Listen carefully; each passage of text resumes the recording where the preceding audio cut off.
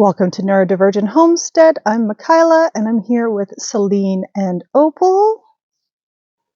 Celine and Opal. All right, so happy, I was about to say July 1st. No, it is June 1st. Happy Canada Day to all of my fellow Canadians, and I hope that you are having the biggest, bestest celebration that you can possibly have today. And the reason behind this video, I guess, is a bit of a chat and a bit of an update. I obviously have not done a lot with this channel, and a big reason for that is the reason behind the name change. None of you have probably seen my other videos, so you won't know that I have changed whatnot, but it used to be under my business name, which is Birch's Botanicals, but it is now the Neurodivergent Homestead. So I have been going through the process the last little while to be diagnosed, in my case, with ADHD, which when you are only a couple months away from 40, that's a really big wrench to kind of throw in the works. You know, you start to just understand yourself a bit better as you grow older, and you kind of get a bit more set in your ways, and you think that you know who you are and why you are the way that you are. And then suddenly, you know, you're just like, oh, wow, okay, so I now have language for all of the different things that I have experienced throughout my life. So that has been an interesting sort of process to go through. And I wouldn't say that there has been too much, grieving or anything else like that. There's definitely been a fair bit of, oh, what could my life have been like if I understood some of this sooner, if I had different and better coping mechanisms, but that's not something that I want to focus on too much at this point. What I do want to focus on is kind of the fact that despite all of this, if you want to say, despite having neurodivergence and not being the most, productive human being in the entire world, I think anyone with ADHD knows we're productive in our own ways, but we definitely don't kind of live up to societal standards. And I made a TikTok about that today as well, about how we kind of putter around our lives and just kind of do random stuff, and sometimes can leave chaos in our wake before we go back and kind of deal with it.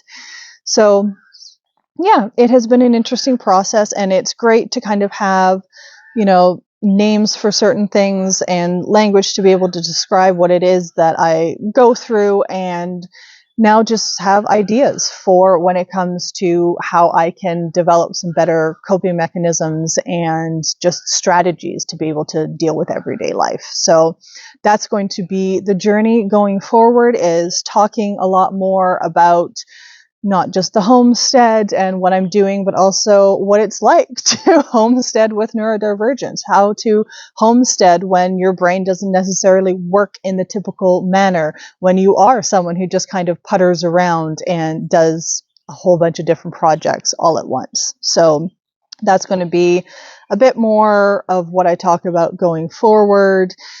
But to touch on some of the homesteading stuff, which hopefully at least some of the audience is here for, it has been a really interesting spring and summer, or at least beginning of summer.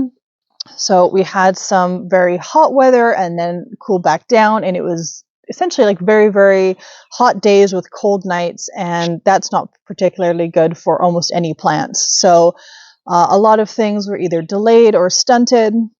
I didn't have too many things or too many plants killed by temperatures or anything like that. I did have a bunch of things killed by essentially a watering system that malfunctioned. And it drowned not all of my beans. My fava beans survived and got replanted elsewhere, but all of the corn, a lot of the beans, and the squash that I did myself, they are all gone. I just have now tomatoes and basil and some peppers growing in that space instead. I didn't restart a lot of the corn and beans. I did buy some melons and squashes though, so those are going to be going in the ground pretty quick now. And The flowers are doing fantastic. I'm sitting here gazing at some beautiful delphiniums and smelling the honeysuckle that grows up the side of the house. So that has been wonderful. Um, I have been learning just everything that grows around the property at this point. So I have learned that there's not only apple and the wild cherry trees, but there are also some plums, a lot of Saskatoon berries, which I'm very excited about. I knew that there was a bunch of raspberries, but what I didn't know is there's actually 2 different varieties, and those are doing beautifully at the moment. They're just about to ripen. The blueberries as well are just about to ripen, and I am hoping that the wild cherries also starting to ripen, but a couple weeks before those, that they will hopefully keep the birds away from the other berries, at least a little bit. That's the hope anyway.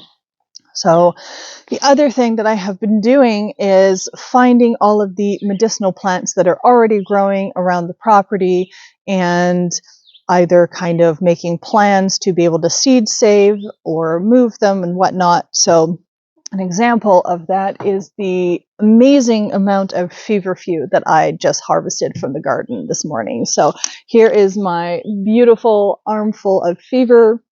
It smells so good, to me at least. It's not a traditional kind of floral scent, but it is a fantastic, fantastic plant, and I'm going to be drying that and using that in some teas and tinctures for the coming year. Okay, sorry for the weird jump cut there, but I decided to just put on my boots and do a show and tell rather than just a tell. So, all right. Beautiful delphiniums. Bees are loving it. And there's the honeysuckle that I was talking about. And this is the patch of feverfew, at least the main one. So you can see that I did leave a fair bit. So I both want it to keep growing, I want it to be there for the pollinators, but I also want to be able to collect the seeds as well. So that is the main thing, really, when harvesting things, whether you're harvesting from your own garden or you're out wildcrafting, you're, foraging out kind of in the wilderness, you always want to leave some at least behind. So I find that that's something that I see a lot of people doing, is they just don't really leave a lot behind. So, all right, so here we have an example of something that I'm thrilled is on the property, but I do want it to be moved. So I'm not going to move it yet. I have actually quite a few other patches of that. This is a type of valerian, and if you know anything about herbalism, you will know that valerian root is absolutely fantastic. So this is one of the ones that is going to get dug up and then used in teas and tinctures for my business. There's even a little bit more feverfew over here. He's spreading around. So if you happen to see my wintertime tour, you can tell that everything does look quite a bit different. Even the dogs, right? Yes. You getting big? Yeah? Big girls? Yes. Yes, big, beautiful girls. All right, so this bit here. Oh, hi guys. Ooh.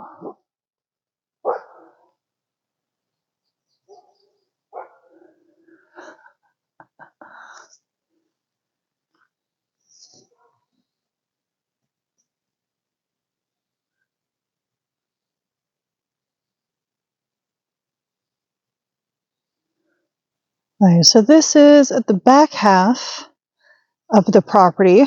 So you can see we really haven't done anything with it just yet. We have taken down some trees for fire mitigation, but this is one of 3 elderberries that are on the property, and it is blooming beautifully right now. And so I'm very excited to make my first batch of elderflower wine and also be able to use the berries.